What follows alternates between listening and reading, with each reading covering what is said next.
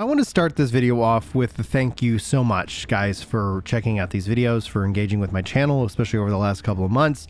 It's really been wonderful for me to share my love of video games and my love of MMORPGs with you guys. And so I've seen a lot of really great opinions, had a lot of really great discussions in the comments over the last couple days.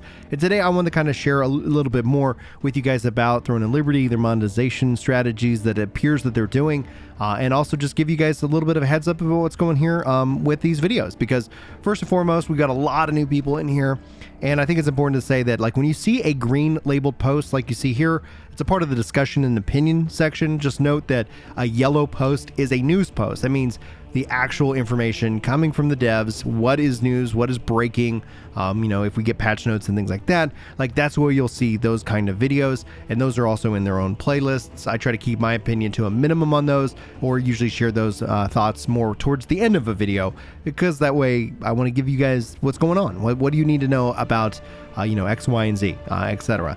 Green post is this, like me talking to you guys about rumors, speculation, and giving you guys more of my thoughts and opinions, and maybe a little bit of my humor and personality in these kind of posts. If you don't like, some random dude's opinion on the internet, don't blame you. I think it perfectly makes sense. Avoid these videos, because that's what you're more or less going to get. I like to highlight various different comments and opinions from a wide range of gamers out there, both very famous and popular like Asmongold, or unknown, like somebody maybe in the comments as well. I think video games are best when discussed. I think that's a key aspect and a takeaway that I always like. So just note, today's video isn't confirming that they're doing one thing or the other. We also don't know how Korea is also going to be different from Amazon. And that in and of itself leads to a wide range of discussion topics. And that's what this video is. So hello everyone and welcome in. My name is Brian. If you happen to be new and returning subscribers, welcome back. I'm glad you're here, and we've got a lot to talk about, because from the Korean beta test, and again, rumor speculation, I want to make sure very clear about that, because we don't know yet if we can trust all the sources, and that's why they're not actually, this isn't a news post, this might be happening. I'd love to hear your thoughts on it. It sounds like this game actually might not be pay to win. It really depends on your perspective of pay to win. So many people have shared so many really interesting takes about what they think pay to win is. I don't agree with them, but that's because gamers have watered down that terminology so much that in my professional and data-driven opinion, it doesn't matter. If the game's good, people are going to play it. People are going to champion it if they like it. I've seen people say, I'll never play a pay to win or a free-to-play game, only to not just weeks later profess their undying love for Lost Ark or whatever game, and then defend its business practices. It's all a game. If you're honest with yourself, you understand that a good game really is the key, or it's the healing balm to any opinion about how games are monetized. Not that games aren't poorly monetized, but what is coming out of Korea is, from the test, it sounds like they are going to be using a battle pass. Now, I have a bad relationship with some battle passes. Battle passes are a interesting optional subscription. That's what they've become. If you think the subscription model for MMOs is going to come back, I'm waiting too.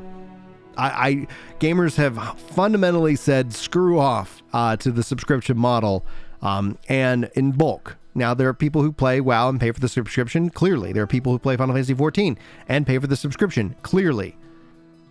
And then there's everybody else, just kind of like, yo, what's happening? And the people who play WoW and 14 don't make up the volume of gamers out there and the volume of gamers who will check out Throne and Liberty. Now, the translation said 100 million. I'm thinking 10, but some people said that they might actually hit 100 million. I don't know, and nor do I care. I do not own stock in any of these companies.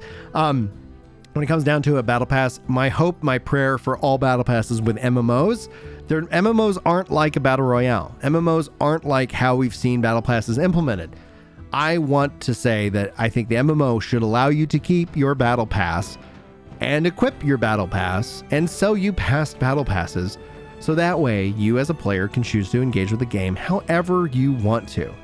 When a game fundamentally tells me this is what I have to do, when you make progression challenge oriented, when you say these things are the only things that are going to make you progress on your battle pass, I say no thank you.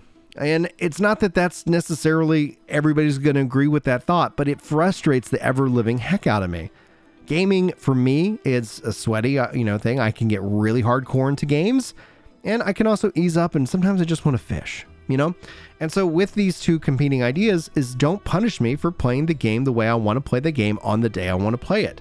Don't restrict my progression. Don't take my battle pass away. The biggest problem I have, and then the best case and example of this is Destiny, is 2 weeks before the new season, why would I pick up the previous season?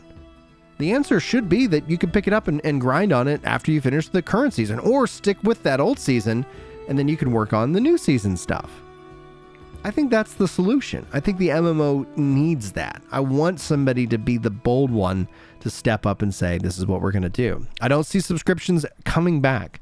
I don't see them. Because your money is tied up probably with Final Fantasy XIV or with World of Warcraft, and maybe you'll turn that off for a little bit, jump over here, and realize there's not 10 plus years of content in this game. There once will be. There's the potential that it will be if the game is supported and financially viable. The only way you can do that is you have to bring in a lot of people. You got to bring in a lot of people, and you got to give them content. Content's going to be king. It's going to be what sets everything apart.